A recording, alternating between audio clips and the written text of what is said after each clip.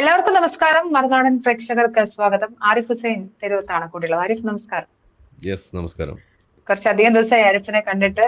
ശബ്ദമൊക്കെ ശരിയായി തിരിച്ചു വരുന്നു എന്ന് വിചാരിക്കുന്നു. അതെ അതെ, കുഴപ്പമില്ല. ആരിഫ് ഇന്നലെ ഫേസ്ബുക്കിൽ ഒരു പോസ്റ്റ് ഇട്ടിരുന്നു. വഖഫ് ബിൽ ന്റെ പേരിൽ ഇന്ത്യക്ക് ഒരു മതേതര പരീക്ഷ എന്നായിരുന്നു ആ പോസ്റ്റ്. എന്തായാലും വഖഫ് ബില്ല് പാർലമെന്റിൽ പാസ്സായിരിക്കുന്നു. 288 പേരാണ് അനുകൂലിച്ച് വോട്ട് ചെയ്തപ്പോൾ 232 പേർ ഡിസെന്റ് ചെയ്തിരിക്കുന്നു. എന്തായാലും ബില്ല് പാർലമെന്റിൽ പാസ്സായി ഇന്ന് രാജ്യസഭയിൽ അവതരിപ്പിക്കും. ശേഷം രാഷ്ട്രപതി ഒപ്പിട്ടാൽ അത് നിയമമായി മാറും. ആരിഫ്, എന്താണ് ഒപ്പീനിയൻ? ആരിഫ് പറഞ്ഞ പോലെ ഇന്ത്യ മതേതര പരീക്ഷ പാസ്സായി. ഇന്ത്യ പാസ്സായി എന്നുള്ളതിനേക്കാൾ ഉപരി കേരളത്തിൽ കുറേ കാര്യങ്ങളൊക്കെ തീരുമാനമായി എന്നുള്ളതാണ് നമ്മൾ അതിനകത്ത് കാണുന്നത്. ആ പോസ്റ്റിൽ നമ്മൾ മെൻഷൻ ചെയ്ത അതാണ്. അതായത് ഈ ഒരു ബില്ലിൽ നടക്കുന്ന വോട്ടെടുപ്പിന്റെ പശ്ചാത്തലത്തിൽ കേരളത്തിൽ നിന്ന് പാസ്സാക്കി വിട്ടിട്ടുള്ള അല്ലെങ്കിൽ ഇവിടെ നിന്ന് ജയിപ്പിച്ചു വിട്ടിട്ടുള്ള കോൺഗ്രസ്സുകാരായിട്ടുള്ള ഇടതുപക്ഷക്കാരായിട്ടുള്ള MP-മാർ ഈ ഒരു വിഷയത്തിൽ എന്ത് തീരുമാനം അല്ലെങ്കിൽ എന്ത് നിലപാട് അവിടെ എടുക്കും എന്നുള്ളതിനനുസരിച്ചിട്ട് ഭാവിയിലെ രാഷ്ട്രീയത്തിൽ വലിയൊരു മാറ്റം, അതായത് ഇപ്പോൾ നമ്മളുടെയൊക്കെ സമയത്ത് നടക്കുന്ന ഒരു ഷാബാനു കേസായിട്ട് വേണമെങ്കിൽ നമുക്കിതിനെ കാണാം. അതായത് മതേതര മൂല്യങ്ങൾ, മതേതര ആശയങ്ങൾ പൊക്കിപ്പിടിക്കേണ്ട സ്ഥലങ്ങളിൽ അതിനു പകരം മതനിയമങ്ങളെ ഇൻസ്റ്റിറ്റ്യൂഷണലൈസ് ചെയ്ത് അതിനെ സപ്പോർട്ട് ചെയ്യുന്ന ഒരു അവസ്ഥയും കൂടി ഉണ്ടാകുമ്പോൾ, അതിന് രാഷ്ട്രീയ പാർട്ടികൾ കുട ചൂടുന്ന ഒരു അവസ്ഥ ഉണ്ടാകുമ്പോൾ, എന്നിട്ട് അതിന് ന്യൂനപക്ഷ സംരക്ഷണം എന്നുള്ള പേരിടുമ്പോൾ അത് കുഴിച്ചു മൂടുന്നത് യഥാർത്ഥത്തിൽ എന്ത് എന്നുള്ളത് ഇന്ന് നാട്ടുകാർക്ക് അറിയാം. അപ്പോൾ ആ ഒരു സംഗതിയുടെ ഒരു പരീക്ഷ, അത് അവസാനം അതിൻ്റെ ഒരു റിപ്പോർട്ട് കാർഡ്, അതാണ് നമ്മളിവിടെ ഇന്നലെ കണ്ടത്. ഇനിയിപ്പോൾ ബാക്കിയുള്ള കാര്യങ്ങൾ അതിൻ്റെ വഴിക്ക് പോകും എന്നുള്ളതാണ് നമുക്ക് പറയാനുള്ളത്. പക്ഷെ എന്തായാലും ഇതിനോടകം തന്നെ കേരളത്തിലെ ഈ മതേതരർ എന്നൊക്കെ വിളിച്ച് കൂവി നടക്കുന്ന ആളുകളുടെ ഇരട്ടത്താപ്പും അവരുടെ യഥാർത്ഥത്തിലുള്ള അവരുടെ പ്രശ്നവും അതിന്ന് അവിടെ വരച്ചിട്ടിരിക്കുകയാണ് എന്നുള്ളതാണ് നമുക്ക് ഇതിനകത്ത് കാണാൻ കഴിയുന്ന കാര്യം. അപ്പം ഞാൻ സന്തോഷവാനാണ്. തീർച്ചയായിട്ടും.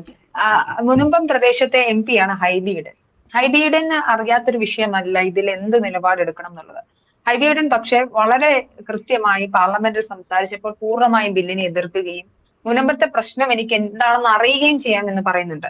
മാത്രമല്ല, ഈ ബില്ല് അവതരിപ്പിക്കുന്നതിന് തൊട്ടു മുൻപേ തന്നെ പ്രതിപക്ഷ മുന്നണിയിലുള്ള എല്ലാവരും സംയുക്തമായി ഇതിനെ ഞങ്ങൾ എതിർക്കും എന്ന് തീരുമാനിച്ചു. ചർച്ച പോലും വന്നിട്ടില്ല. അതിലൊരു ജനാധിപത്യ വിരുദ്ധതയില്ലേ? മാത്രമല്ല, രണ്ടാമത്തെ ചോദ്യം, ഈ ഹൈബി ഈഡന് മറ്റ് എന്തൊരു ഓപ്ഷനാണ് മുനമ്പത്തെ ആളുകൾക്ക് കൊടുക്കാനുള്ളത് ബില്ലിലെ അമെന്റ്മെന്റ് അല്ലാതെ? ഈ മുനമ്പം വിഷയം ഇവിടെ ഇല്ലായിരുന്നു എന്ന് വിചാരിക്കാം. എന്തായിരിക്കും ഈ നിയമവുമായി ബന്ധപ്പെട്ടിട്ട് ഇവിടെ ഇടയുള്ള കോലാഹലങ്ങൾ എന്നൊന്ന് ആലോചിച്ച് നോക്കും. 2 കാരണങ്ങൾ കൊണ്ടാണ് ഞാൻ ഇതിനകത്ത് ഒരു വളരെ ശുഭാപ്തി വിശ്വാസം പണ്ടേ ഉണ്ടായിരുന്നു എന്ന് പറയുന്നത്. ഒന്ന്, ഈ ഒരു വിഷയം വന്നു കഴിഞ്ഞാൽ അതിൽ ഏറ്റവും കൂടുതൽ കുത്തിത്തിരിപ്പ് ഉണ്ടാക്കാൻ സാധ്യതയുള്ള ഇവിടുത്തെ ഈ SDPI, അതുപോലെ പോപ്പുലർ ഫ്രണ്ട്, അതുപോലെയുള്ള വക ആളുകൾ, ഈ തീവ്രവാദ കൂട്ടങ്ങൾ, അവരെ വലിയ തോതിൽ കൺട്രോൾ ചെയ്തിട്ടുണ്ട് എന്നുള്ളതാണ് ഒന്നാമത്തെ ഒരു കാര്യം. കാരണം അനാവശ്യമായിട്ട് ഒരു വിഷയത്തിൽ കാതലായ അവർക്ക് പ്രധാനപ്പെട്ട എന്തെങ്കിലും ഉന്നയിക്കാൻ തക്കതായിട്ടുള്ള ഒരു വിഷയം ഇല്ലെങ്കിൽ പോലും ഇത് തങ്ങൾക്കെതിരെയുള്ള സംഗതിയാണ്, ഇതൊരു സംഘി വേട്ടയാണ് എന്ന് വരുത്തി തീർത്തുകൊണ്ട് ഇത് പ്രശ്നവൽക്കരിക്കുകയും അതിൻ്റെ പേരിൽ മുതലെടുപ്പ് നടത്തുകയും ചെയ്തിരുന്ന ഒരു കൂട്ടം ആളുകളാണ് ഈ പറയുന്ന ഈ പോപ്പുലർ ഫ്രണ്ട് ആദി ആളുകൾ. നമ്മൾ കണ്ടിട്ടുള്ളതാണ്. പൗരത്വ ഭേദഗതി ബില്ലിൻ്റെ സമയത്ത് അതിൻ്റെ ആ ഒരു വിഷയം അവർ ഏറ്റെടുത്ത് എങ്ങനെയാണ് ഒരു വിധത്തിലും മുസ്ലിമിനെ ബാധിക്കാത്തൊരു വിഷയമായിരിക്കെ അത് അവരെ ഇവിടുന്ന് പുറത്താക്കാനുള്ള സാധനമാണെന്നുള്ള ആ നറേറ്റീവ് അവർ സൃഷ്ടിക്കുന്നതിലും അത് മറ്റ് രാഷ്ട്രീയ പാർട്ടികളെ കൊണ്ട് ഏറ്റെടുപ്പിക്കുന്നതിൽ അവർ വിജയിച്ചിരുന്നു. അത് വലിയ തോതിൽ ഒരു ധ്രുവീകരണം ഇവിടെ ഉണ്ടാക്കിയ ഒരു വിഷയമാണ്. പക്ഷേ നമ്മൾ കണ്ടു അതിവിടെ നടപ്പിലാക്കി ഒരു മുസ്ലിം ഇവിടുന്ന് പുറത്തേക്ക് പോകേണ്ടി വന്നിട്ടില്ല. നമ്മൾ അന്നും പറഞ്ഞ കാര്യമാണ് ഒരു മുസ്ലിമിനെ ബാധിക്കുന്ന വിഷയമല്ല എന്നുള്ളത്. പക്ഷേ ഇവരങ്ങനെ അത് വളച്ചൊടിച്ച് കൊണ്ടുപോയി. ഈ വഖഫിൻ്റെ വിഷയം വന്നാലും ഇതേപോലെ അവർക്ക് അത്തരത്തിലൊരു മുതലെടുപ്പിനുള്ള അവസരമുള്ള ഒരു വിഷയം തന്നെയാണിത്. പക്ഷേ പൗരത്വ ഭേദഗതിയേക്കാൾ കൂടുതൽ ഒരു പക്ഷേ അങ്ങനെ എടുത്തുപയോഗിക്കാൻ പറ്റുന്നൊരു വിഷയമായിരിക്കെ അവർക്ക് അതിൽ തൊടാൻ പോലും പറ്റിയിട്ടില്ല എന്നുള്ളത്. അതിൻ്റെ പേരിൽ മുസ്ലിങ്ങളുടെ ഇടയിൽ ഒരു വലിയ കുത്തിത്തിരിപ്പ് ഉണ്ടാക്കാൻ സാധിച്ചിട്ടില്ല. അല്ലെങ്കിൽ മുസ്ലിങ്ങളെ ഭയപ്പെടുത്തി അവരെ അരക്ഷിതാവസ്ഥയിൽ കൊണ്ടെത്തിക്കുന്നതിൽ അവർക്കൊന്നും ചെയ്യാൻ കഴിഞ്ഞിട്ടില്ല എന്നുള്ളത് നമ്മളിവിടെ കാണുന്നു. പിന്നെ അവരൊക്കെ അകത്തായെങ്കിലും അതിൻ്റെ മറ്റ് ഈ സ്പ്ലിൻഡേഴ്സ് ആയിട്ടുള്ള ഇപ്പോൾ സോളിഡാരിറ്റി അല്ലെങ്കിൽ ഫ്രട്ടേണിറ്റി മൂവ്മെൻറ്റ് എന്നൊക്കെ പറഞ്ഞിട്ടുള്ള ചില എന്താ പറയുക ഞാഞ്ഞൂളുകൾ അവരിപ്പോൾ അതിൻ്റെ പിന്നാലേക്ക് പിടിച്ചുകൂടിയിട്ടുണ്ട്. പക്ഷേ അതിലും സംഭവിക്കാൻ പോകുന്നത് അവരുടെയും നില പരിങ്ങലിലാവുകയും അവരും ഉയർത്തി വെക്കുന്ന സംഗതികളെ മുസ്ലിം സമൂഹം ഏറ്റെടുക്കാത്ത ഒരവസ്ഥ ഉണ്ടാവുകയും ചെയ്യുന്നു എന്നുള്ളതാണ് നമുക്കിവിടെ കാണാൻ കഴിയുന്നത്. കാരണം ഇതിനോടൊക്കെ അവരൊക്കെ ഒരു തീവ്രവാദ സ്വഭാവമുള്ള കുത്തിത്തിരിപ്പിൻ്റെ ആശാന്മാരാണെന്നുള്ളത് സ്ഥാപിക്കപ്പെട്ട് കഴിഞ്ഞ കാര്യമാണ്. പിന്നെ ഉള്ളത് മുസ്ലിം ലീഗ് പോലെയുള്ള ഔദ്യോഗികമായ നിലപാടുകൾ എടുക്കാൻ സാധ്യതയുള്ള പാർട്ടികൾ. അവരെ സംബന്ധിച്ചിടത്തോളം അവരുടെ മുന്നിൽ ഒരു വഴിയുള്ളൂ, ഇതുപോലെയുള്ള മാസ് മൊബിലൈസേഷൻ നടത്തി ഇരവാദത്തിനുള്ള അവസ്ഥ അവരുടെ മുന്നിലില്ല. പക്ഷേ കോടതിയിലേക്ക് പോകാം, അതിൻ്റെ ബാക്കി കാര്യങ്ങൾ ചെയ്യാം. അത് അതിൻ്റെ മുറയ്ക്ക് പോവുക എന്നുള്ളത് തന്നെയാണ്. കാരണം കോടതികൾ നിയമം നിർമ്മിക്കുന്ന ഇടങ്ങളെല്ലാം നിയമമുള്ള സംഗതികളെ സംരക്ഷിക്കുക എന്നതാണ് കോടതികളുടെ ബാധ്യത. അവിടെ ഇത് വന്നു കഴിഞ്ഞാൽ അത് പരിശോധിക്കാനും അതിൻ്റെ വഴികൾ തേടി അതിൻ്റെ വിധി പുറത്തേക്ക് കൊണ്ടുവരാനുള്ള സാധ്യത ഇവിടെ ഉണ്ട്, ഇല്ലയെന്നൊന്നും നമ്മൾ പറയുന്നില്ല. പക്ഷേ അത് അതിൻ്റെ വഴിക്ക് പോട്ടെ, എന്നാൽ പോലും അത് മാന്യമായ വഴിയാണ്, അത് കുത്തിത്തിരിപ്പിൻ്റെ വഴിയല്ല എന്നുള്ളതാണ്. അവർക്കൊരു ഒരു എന്താ പറയുക, ഒരു എസ്റ്റാബ്ലിഷ്മെന്റ് കിട്ടുകയാണ് ആ സംഗതിയിൽ, ആ നിയമത്തിൽ ഒരു ഒന്നും കൂടി അത് സ്ഥിരീകരിക്കപ്പെടുകയാണ് എന്നുണ്ടെങ്കിൽ അത് കൂടുതൽ ഭരണകക്ഷിക്ക്, അതായത് BJPക്ക് അത് കൂടുതൽ ബലാവുകയാണ് ചെയ്യുക. കോടതി പോലും ശരിവെച്ചു എന്ന് പറയാൻ ഉള്ള ഒരു അവസരം അത് മുസ്ലിം ലീഗ് സൃഷ്ടിച്ചു കൊടുക്കണോ വേണ്ടയോ എന്നുള്ളത് അവർ ചിന്തിക്കട്ടെ. അപ്പോൾ പറഞ്ഞു വന്നത്, ഇങ്ങനെയൊക്കെയുള്ള സംഗതികൾ വരുമ്പോൾ ഹൈബി ഈഡൻ എന്നല്ല, ഇവിടെയുള്ള കോൺഗ്രസിൻ്റെ വക്താക്കളായിട്ടുള്ള ആളുകൾ, പ്രത്യേകിച്ച് ന്യൂനപക്ഷ സംരക്ഷകർ എന്ന് പറഞ്ഞു നടക്കുന്ന ആളുകൾ, അവരിന്ന് മറുപടി പറയേണ്ട ഒരു ഘട്ടം വന്നിരിക്കുകയാണ്. യഥാർത്ഥത്തിൽ ഈ ന്യൂനപക്ഷം എന്ന് പറയുമ്പോൾ അത് ആരുടെയെങ്കിലും കുത്തകയാണോ എന്നുള്ളതാണ് ഇനി അവർ തീരുമാനിക്കേണ്ടതായിട്ട് വരും, അവർ പറഞ്ഞു കൊടുക്കേണ്ടതായിട്ട് വരും. കാരണം എന്താണ്, മുൻപത്തെ വിഷയം എടുക്കുകയാണെന്നുണ്ടെങ്കിൽ, ആ വിഷയം ഇല്ലായിരുന്നു എന്നുണ്ടെങ്കിൽ ഇത് കുത്തിത്തിരിപ്പിനുള്ള അവസരം ഉണ്ടാകുമായിരുന്നു, ഇതാണ് പറഞ്ഞു വന്നത്. പക്ഷെ അവിടെ ഒരു വിഷയം ഉണ്ടായി എന്നുള്ളതും അതിനകത്ത് ഭൂരിപക്ഷവും ക്രിസ്ത്യൻ സമുദായത്തിൽപ്പെട്ടിട്ടുള്ള ആളുകളാണ് അതിനകത്ത് അഫക്റ്റഡ് ആയിട്ടുള്ളത് എന്നും വരുമ്പോൾ, ക്രിസ്ത്യൻസ് ആയിട്ടുള്ള ആളുകൾ ഇവിടെ ഒരു ന്യൂനപക്ഷമായിരിക്കെ അവരുടെ പ്രശ്നം ഒരു ന്യൂനപക്ഷ പ്രശ്നമായിട്ട് ഉയർത്തി കാണിക്കാനോ അല്ലെങ്കിൽ അത് ഒരു പ്രശ്നമേ ആയിട്ട് കാണാനോ അവർക്ക് സാധിച്ചിട്ടില്ല, ഒന്നാമത്തെ കാര്യം. രണ്ടാമത്തെ കാര്യം, നിരന്തരം പറഞ്ഞുകൊണ്ടിരുന്നത് ഇത് വഖഫ് ഭൂമിയല്ല, ഇത് വഖഫിൻ്റെ പ്രശ്നമല്ല എന്ന് പറഞ്ഞ് സ്ഥാപിക്കുന്നതിൻ്റെ ഇടയിലാണ് മുസ്ലിം ലീഗിൻ്റെ ആളുകൾ, വഖഫ് ബോർഡിൻ്റെ ആളുകൾ, ഇവരൊക്കെ വന്നു നിന്ന് ഇതിനെ എതിർത്ത്, അല്ലെങ്കിൽ ഇതങ്ങനെയല്ല ഇത് വഖഫാണ് എന്ന് പറഞ്ഞിട്ട് ഒരു പറച്ചിലൂടെ ഉണ്ടായി. അപ്പോൾ ഇത് ഹൈബി ഈഡനല്ല, ആരാണെങ്കിലും ആദ്യം തീരുമാനിക്കേണ്ടത് ഇത് വഖഫ് ഭൂമിയാണോ അല്ലയോ എന്നുള്ളത് ആദ്യം നിങ്ങൾ തമ്മിലൊരു തീരുമാനം എത്തും. ഇതൊക്കെ ഒരേ കൂട്ടത്തിലുള്ള ആളുകളാണ്, അവർക്കൊരു തീരുമാനത്തിൽ ഇതുവരെ എത്താൻ കഴിയാത്ത കാലത്തോളം അവർ ഇതിൻ്റെ പുറത്തുള്ള ഒരു ബില്ലിന് വേണ്ടിയിട്ട് അല്ലെങ്കിൽ ഒരു പോളിസിയുടെ ഭാഗമായിക്കൊണ്ട് പാർലമെൻറ്റിൽ പോയി കഴിഞ്ഞാൽ അതിൽ അവരുടെ ഇത്തരത്തിലുള്ള സ്വരച്ചേർച്ച ഇല്ലായ്മ ഇത്തരം വിഷയങ്ങളിൽ അത് തന്നെയാണ് കൂടുതൽ വെളിവാകുന്നത്. അപ്പോൾ ഇനിയിപ്പോൾ അവിടെ പോയിട്ട് ഇത് വഖഫല്ല എന്നോ അല്ലെങ്കിൽ ഇത് ഞങ്ങൾക്ക് അറിയാമെന്നോ പറഞ്ഞു കഴിഞ്ഞാൽ എന്നാൽ പിന്നെ അത് പരിഹരിച്ചു കൊണ്ടാ എന്ന് പറയാനുള്ള അവസ്ഥ പോലും ഇവിടെ ഇല്ല. കാരണം എന്താണ്, മുന്നേ പറഞ്ഞ മാതിരി കോൺഗ്രസ് ഇതിനകത്ത് പ്രത്യേകിച്ച് ഒന്നും ചെയ്തില്ലെങ്കിൽ പോലും ഈ ബില്ലിലെ അമെൻമെൻറ്റ് വന്നു കഴിഞ്ഞാൽ മുൻപ് പ്രശ്നം പരിഹരിക്കപ്പെടുമ്പോൾ സ്വാഭാവികമായിട്ടും ഇത് അവിടെ തെളിയാണ് ചെയ്യുക. ഇത് മുൻപ് അവിടുത്തെ വിഷയം അത് വഖഫിൻ്റെ ബില്ലിൻ്റെ വിഷയമായിരുന്നു എന്നുള്ളത് തെളിഞ്ഞു കഴിയുമ്പോൾ പിന്നെ കോൺഗ്രസിന് എന്താണ് അവിടെ പറയാനുണ്ടാവുക? അപ്പോൾ അതും കൂടി ഇവിടെ സംഭവിച്ചു കഴിഞ്ഞാൽ കോൺഗ്രസിൻ്റെ തകർച്ച പൂർണ്ണമാകും, കോൺഗ്രസ് ഖത്തം എന്നൊക്കെ നമുക്ക് വേണമെങ്കിൽ പറയാം. കാരണം ഇത്തരം ഒരു നിലപാടെടുത്ത് മുന്നോട്ട് പോകണ്ടേ, ഒന്നില്ലെങ്കിൽ ഒരു തെറ്റ് തിരുത്തേണ്ട ഒരു ഘട്ടമായിട്ടെങ്കിൽ അവർക്ക് ഇതിനെ കാണാമായിരുന്നു, അവർക്ക് സംഭവിച്ചു പോയൊരു വിഷയം. പക്ഷേ ഈ പൊളിറ്റിക്കൽ ഈഗോ എന്ന് പറയുന്നത് ഒരു വലിയ വിഷയം തന്നെയാണ്. തെറ്റ് പറ്റിയത് സമ്മതിക്കാൻ പറ്റാതെ ഇരിക്കുക, അല്ലെങ്കിൽ ഇങ്ങനൊരു സംഭവം ഒരു തിരുത്തലിന് ഒരു ആവശ്യമുണ്ട് എന്നുള്ളത് സമ്മതിക്കാതിരിക്കുക എന്ന് പറയുന്നത് കോൺഗ്രസിൻ്റെ ഒരു ചരിത്രത്തിൽ നമ്മൾ കണ്ടുകൊണ്ടിരിക്കുന്ന കാര്യമാണ്. അപ്പോൾ ഇവിടെ പറഞ്ഞു വന്നത്, ഇനി ബില്ല് വലിച്ചു കീറി എറിഞ്ഞോ അല്ലെങ്കിൽ ഇതുപോലെ ബഹിഷ്കരിച്ചിട്ടൊക്കെ ആണെന്നുണ്ടെങ്കിൽ അല്ലെങ്കിൽ വായിച്ചു നോക്കാതെ ഇത് ചെയ്തു എന്നും വരുമ്പോൾ ഇത് ജനങ്ങളോടുള്ളൊരു വഞ്ചന കൂടിയാണ്. കാരണം നമ്മൾ അവർക്കുള്ള റെസ്പോൺസിബിലിറ്റി നമ്മൾ കൊടുത്തിരിക്കുകയാണ്. നിങ്ങൾ ഞങ്ങളുടെ ജനപ്രതിനിധിയാണ്, നിങ്ങൾ വേണം ഈ ബില്ലൊക്കെ വായിച്ചു നോക്കി ഇതിനകത്ത് പ്രശ്നങ്ങൾ കണക്ക് എടുത്ത് അത് ചർച്ചയിൽ പങ്കെടുത്ത് ഇതിന് വേണ്ട കാര്യങ്ങൾ ചെയ്യേണ്ട ആളുകളായിട്ട് നിങ്ങളെ നമ്മൾ അയച്ചിരിക്കുകയാണ്. പക്ഷെ നിങ്ങൾ അവിടെ പോയിട്ട് ചെയ്യുന്നത് എന്താണ്? നിങ്ങളുടെ രാഷ്ട്രീയം കളിക്കുന്നതിൻ്റെ ഭാഗമായിട്ട് ഇതൊന്ന് വായിച്ചു നോക്കുക പോലും ചെയ്യാതെ ഇത് കീറി എറിയുന്നു. എന്നിട്ട് ഇനി ഇതിനകത്ത് എന്തെങ്കിലും കിരാതമായ എന്തെങ്കിലും ഒരു സാധനം ഉണ്ടെങ്കിൽ പോലും അതും പുറത്തേക്ക് വരുമ്പോൾ അതിൻ്റെ ഉത്തരവാദി ഈ പറയുന്ന പ്രതിപക്ഷം കൂടിയല്ലേ. കാരണം അവരത് മുൻകൂട്ടി കണ്ട് അത് ചോദ്യം ചെയ്യാനുള്ള വേദിയിൽ അത് ചെയ്യാതിരിക്കുന്നതും കൂടി ഇവിടെ പ്രശ്നമാണ്. ഇത് ഈ ഒരു വിഷയത്തിൽ മാത്രമല്ല, യൂണിഫോം സിവിൽ കോഡിൻ്റെ വിഷയത്തിലൊക്കെ നമ്മൾ പറയുന്ന കാര്യമാണ്. നിങ്ങൾ ചർച്ച ചെയ്യും, പാർലമെൻറ്റ് അതിനുള്ള വേദിയാണ്. അത് നിങ്ങൾ ഉപയോഗിക്കാതെ അത് കത്തിച്ച് കളഞ്ഞോ കീറിക്കളഞ്ഞോ ഒക്കെയാണ് ഇതുപോലെ കാര്യങ്ങൾ ചെയ്യുന്നതെന്നുണ്ടെങ്കിൽ അത് ജനാധിപത്യത്തെ വെല്ലുവിളിക്കുന്നതിന് അല്ലെങ്കിൽ അതിനെ കൊഞ്ഞനം കുത്തുന്നതിന് തുല്യമാണ്. അങ്ങനെയല്ല വേണ്ടത്. ഒരു ഡിബേറ്റിംഗ് സംസ്കാരം പോലും ഈ പ്രതിപക്ഷമായിരിക്കെ ഈ കോൺഗ്രസ്സിന് പുറത്തേക്ക് എടുക്കാൻ കഴിയുന്നില്ല എന്ന് വരുന്നിടത്ത് ഒരു പരിപൂർണമായ ഒരു തകർച്ചയിലേക്ക് അവർ പോകുന്നു എന്നുള്ളതിൻ്റെ സൂചന. ഈ മതേതരത്വ പരീക്ഷയിൽ അവർ തോക്കുക മാത്രമല്ല, ഇന്ത്യൻ മതേതര ചിത്രത്തിൽ കോൺഗ്രസ്സിന് ഒരു വളരെ തെറ്റായ ഒരു സന്ദേശം കൊടുത്തൊരു പൊളിറ്റിക്കൽ ഇമേജും കൂടിയാണ് ഉണ്ടാവാൻ പോകുന്നത്.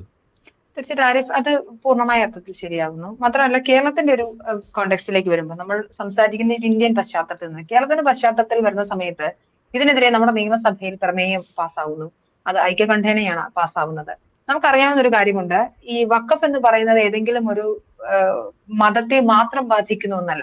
അത് പൊതുസമൂഹത്തിലെ എല്ലാ മതസ്ഥരെയും ബാധിക്കുന്ന ഒന്നാകുമ്പോൾ അവിടെ ഏതെങ്കിലും തരത്തിൽ ആ നിയമത്തിൽ അമെന്റ്മെന്റ് വരുത്താതെ ആ പുറമേയുള്ള തടികളൊന്നും ഒരു കമ്മീഷനെ നിയമിക്കുന്നതൊന്നും അതിന് ശാശ്വതമായ പരിഹാരമല്ല. അതുകൊണ്ട് തന്നെയാണ് നമ്മുടെ ഹൈക്കോടതി കമ്മീഷൻ റിപ്പോർട്ടിനെയൊക്കെ റദ്ദാക്കുന്ന എതിർക്കുന്ന സാഹചര്യം വരുന്നത്. എന്റെ ചോദ്യം ആരിഫ്, ഇത് കേരളത്തിന്റെ പൊളിറ്റിക്കൽ ഡയസ്പോറയെ അത് ഏത് തരത്തിലാണ് സ്വാധീനിക്കാൻ പോകുന്നത്? നമുക്കറിയാം BJP എങ്ങനെ അധികാരത്തിൽ വരുമെന്നുള്ള ഒരു സ്റ്റേറ്റ്മെന്റ് ഒന്നും അത് ശരിയാവില്ല. പക്ഷേ മുനമ്പത്തിൽ ഞാൻ ഇന്ന് മോർണിംഗ് ഷിഫ്റ്റ് ആയതുകൊണ്ട് തന്നെ ഈ മുനമ്പത്തെ ജനങ്ങൾ പടക്കം പൊട്ടിച്ച് ആഘോഷിക്കുന്നതൊക്കെ കണ്ടിരുന്നു ലൈവായി. അപ്പം ഞാൻ മനസ്സിലാക്കുന്നത് തീർച്ചയായിട്ടും ഇത് വോട്ടിൽ റിഫ്ലക്ട് ചെയ്യാനുള്ള സാധ്യത അവരത് എടുത്തു പറയുന്നുമുണ്ട്. ഇതിനുശേഷം നമുക്ക് ഇനി കുറച്ച് മാസങ്ങൾക്കുള്ളിൽ തദ്ദേശ തെരഞ്ഞെടുപ്പ് വരികയാണ്, 1.5 വർഷത്തിനുള്ളിൽ നിയമസഭാ തെരഞ്ഞെടുപ്പ് വരികയാണ്. ഇത് എങ്ങനെയാണ് കേരളത്തിലെ പൊളിറ്റിക്കൽ സ്പെക്ട്രത്തിൽ ഇൻഫ്ലുവൻസ് ചെയ്യാൻ സാധ്യതയുള്ളത്?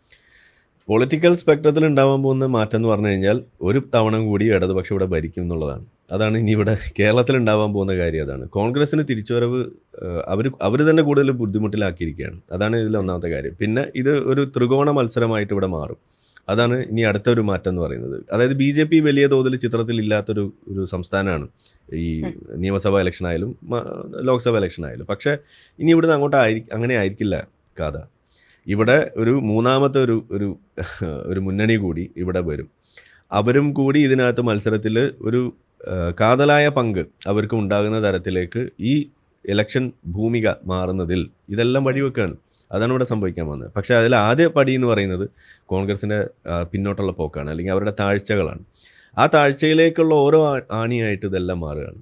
അപ്പോൾ അതിൽ ആദ്യം നമ്മൾ കാണാൻ പോകുന്നത് ഇടതുപക്ഷം ഒരു തവണയും കൂടി ഭരണത്തിൽ വരാൻ പോകുന്നു എന്നുള്ളതാണ്. ഇനി ഇടതുപക്ഷത്തിന് പിന്നെ ചില മിറാക്കിൾസ് അവർക്ക് ചെയ്യാൻ സാധിക്കാറുണ്ട്. വളരെ ആർക്കും പറ്റാത്ത രീതിയിലുള്ള ചില തെറ്റായ രീതികളൊക്കെ എടുത്തതിൻ്റെ ഭാഗമായിട്ട് അവസാന നിമിഷം ചിലപ്പോൾ എന്തെങ്കിലും കൊണ്ടുപോയി കുടം ഉടയ്ക്കുന്ന പണിയൊക്കെ അവർ ചെയ്യാറുണ്ട്. പക്ഷേ ഇല്ല എന്നുണ്ടെങ്കിൽ നല്ല നേതൃനിരയെ അവർക്ക് കുറച്ചും കൂടി മുന്നോട്ട് വെക്കാൻ കഴിഞ്ഞു. പ്രത്യേകിച്ച് ഈ ഒരു വിഷയത്തിൽ അവർക്ക് മുഖം നഷ്ടപ്പെട്ടിട്ടൊന്നുമില്ല, ഈ വഖഫിൻ്റെ വിഷയത്തിൽ. കാരണം അവർ ഒന്നാമത് അവർക്ക് ഇതിനകത്ത് വോട്ട് ചെയ്യാനുള്ള വലിയ അംഗബലമൊന്നും ഇല്ലാത്തതുകൊണ്ട് ഒരാളുടെ കാര്യമുള്ളൂ, അയാൾ മൂത്രമൊഴിക്കാൻ പോയ കാര്യം കഴിഞ്ഞു, അത്രയേ ഉള്ളൂ. അതുപോലെയുള്ള അവസ്ഥയൊന്നും ഇടതുപക്ഷത്തിന് ഇല്ലാത്തതുകൊണ്ട് അവരുടെ നില ഭദ്രമാണ്. പക്ഷെ കോൺഗ്രസിൻ്റെ അങ്ങനെയല്ല. പ്രത്യേകിച്ച് ഈ ക്രിസ്ത്യൻ ആ ഒരു മേഖലയിൽ ആ കമ്മ്യൂണിറ്റിയുടെ ഭാഗത്തു നിന്ന് കാലങ്ങളായിട്ട് കോൺഗ്രസ്സിന് കിട്ടിക്കൊണ്ടിരുന്ന, അല്ലെങ്കിൽ കോൺഗ്രസ്സിനായിരുന്നു അവർ ഏറ്റവും കൂടുതൽ സപ്പോർട്ട് കൊടുത്തിരുന്നത് എന്നതും കൂടി വരുമ്പോൾ അത് ഏത് രീതിയിലാണ് ഇനി റിഫ്ലക്ട് ചെയ്യാൻ പോകണമെന്നുള്ളത് കണ്ടറിയാം.